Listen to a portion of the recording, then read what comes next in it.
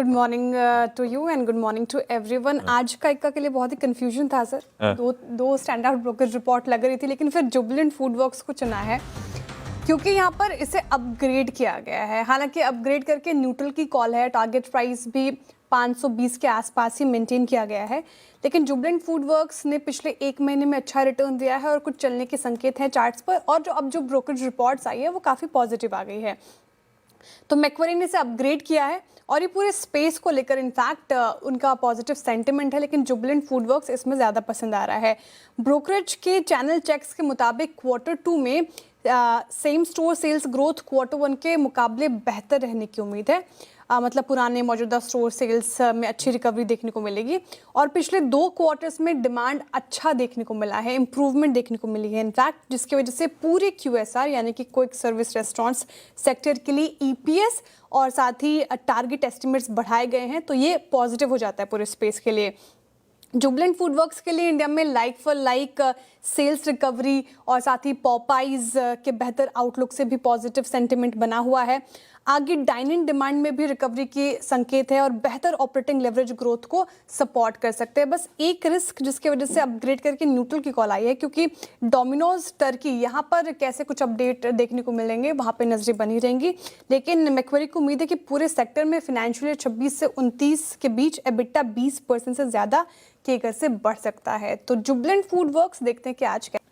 Right sir, metals पर report आई है Jefferies की और स्टॉक स्पेसिफिक बातें कही इन्होंने इस स्पेस को लेकर। तो वो कह रहे हैं कि जो मेटल प्राइसेस में हमें डाइवर्जेंस देखने को मिला है उसका फायदा जिंक को देखने को मिला है और दबाव हिंडाल्को पे पड़ा है। अब खबर क्या है, तो सबसे पहले जिंक की बात करते हैं। स्पॉट जिंक प्राइसेस अभी जून के क्वार्टर के एवरेज से करीब 15% ऊपर है। वही सिल्वर की कीमतें अगर आप बात करें तो जुलाई के लो से करीब 23% रिकवर कर चुके हैं। तो इन दोनों का फायदा हिंदुस्तान जिंक को मिलता हुआ नजर आएगा, इसलिए जेफरीज ने फाइनेंशियल 27 से 29 के लिए कंपनी के EPS एस्टिमेट्स में 10 से 11% की बढ़ोतरी की है। अब दूसरी तरफ एल्यूमिनियम प्राइसेस जून क्वार्टर के एवरेज से करीब 10% नीचे है और एल्यूमिनियम की कमजोरी से असर पड़ता है हिंडाल्को को।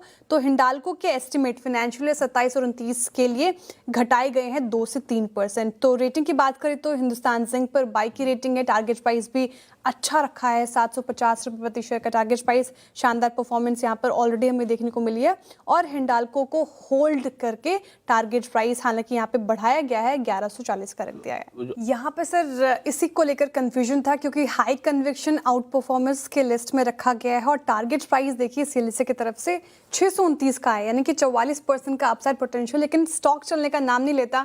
तो अब ये तो बड़ी खबर है कि अल्कोहल बेवरेजेस मार्केट में एंट्री करने वाली है VBL और इसको लेकर सीएलएसए काफ़ी पॉजिटिव है, क्योंकि मार्केट अगर आप देखें अल्कोहलिक बेवरेजेस का काफ़ी बड़ा है। कंपनी का फोकस रहेगा अब ready to drink beverage, alcoholic beverage से जुड़ी कैटेगरीज पर, और मेजरली अभी पहले पेप्सी, 7 अप, माउंटेन ड्यू जैसे नॉन अल्कोहलिक बेवरेजेस से बिजनेस कर रही थी कंपनी। लेकिन अगर आप मार्केट की बात करें तो इंडिया में अल्कोहल मार्केट करीब $51 बिलियन का है।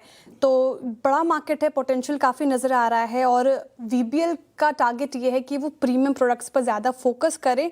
तो ऐसा लगता है सीएलएसए को कि काफ़ी यहाँ पे री रेटिंग की संभावनाएं हो सकती है और वरुण बेवरेजेस ग्लोबली भी बड़ा प्लेयर बन सकता है। इसके अल्कोहलिक बेवरेज में एंट्री करने के बाद स्कॉच विस्की और लोकल अल्कोहल ब्रांड्स के साथ पार्टनरशिप करके ग्लोबली भी अपनी पैठ जमा सकता है VBL। तो सीएलएसए काफ़ी पॉजिटिव है।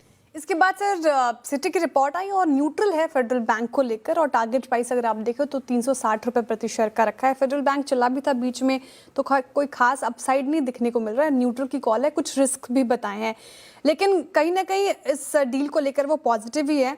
संभावित डील है, याद रखिएगा। तो वो कह रहे हैं कि फेडरल बैंक की जो पहुँच है वो कई सारे मार्केट्स तक बढ़ सकती है, तो अच्छी पेनिट्रेशन हो सकती है। और जना का AUM फेडरल बैंक के एडवांसेस का करीब 14% और डिपॉजिट्स करीब 11% के बराबर है, यानी कि डील जो है फेडरल बैंक के लिए काफ़ी मीनिंगफुल हो सकती है। सबसे बड़ा फायदा हो सकता है फेडरल बैंक को हाई यील्ड का, और इसके अलावा फेडरल बैंक को प्रायोरिटी सेक्टर लेंडिंग में डाइवर्सिफिकेशन और जना के कस्टमर्स को अपने दूसरे फाइनेंशियल प्रोडक्ट्स बेचने का फायदा भी मिल सकता है। लेकिन कुछ रिस्क जिसकी वजह से न्यूट्रल की कॉल आई है। सबसे बड़ी चिंता है कि दोनों दोनों बिजनेस को इंटीग्रेट करने की कॉम्प्लेक्सिटी और साथ ही जना के अनसिक्योर्ड लोन पोर्टफोलियो का एक्सपोजर थोड़ा फेडरल बैंक पर पड़ेगा। इसके अलावा अभी डील की जो फाइनल स्ट्रक्चर है, वैल्यूएशन और बाकी डिटेल्स अभी तक क्लियर नहीं है, तो वहाँ पर नजरें रहेंगी। और इसी अनसर्टेनिटी की वजह से कल हमने देखा था फेडरल बैंक और इनफैक्ट जना स्मॉल फाइनेंस बैंक पर एक नेगेटिव रिएक्शन। तो ये कुछ फैक्टर्स रहेंगे जहाँ पर नजरें रहेंगी, लेकिन ओवरऑल डील जो है वो मीनिंगफुल ही नजर आ रही है। गुजरात पीपावाव पसंद आ रहा है बहुत ज़्यादा। जेफरीज को पोर्ट सेक्टर को लेकर रिपोर्ट निकाली है और इनफैक्ट पूरे पोर्ट सेक्टर को लेकर पॉजिटिव है वो। गुजरात सरकार रिपोर्टेडली गुजरात पीपावाव और अडानी पोर्ट्स के कुछ एसेट्स की पोर्ट कंसेशन बढ़ाने की तैयारी में है, जिसमें मुद्रा भी शामिल है। और कंसेशन बढ़ाने का मतलब है कंपनी इन पोर्ट्स को ज़्यादा टाइम के लिए चला सकती है। इसके बदले टैरिफ और इन्वेस्टमेंट कमिटमेंट्स पूरे करने पड़ सकते हैं और अगर एक्सटेंशन मिले तो पोर्ट्स के लिए बड़ी अनसर्टेनिटी खत्म होगी, जेफरीज ने हाईलाइट किया है, और लॉन्ग टर्म ग्रोथ विजिबिलिटी काफ़ी बढ़ जाएगी। और इसका सबसे बड़ा फायदा गुजरात पीपावाव को ही हो सकता है, इसलिए काउंटर रखे फोकस में, जिसकी मौजूदा कंसेशन सितंबर 2028 में खत्म हो रही है। तो ये एक्सटेंशन मिलना अडानी पोर्ट्स और गुजरात पीपावाव के लिए पॉजिटिव है, लेकिन ज़्यादा पसंद उनको गुजरात पीपावाव ही आ रहा है।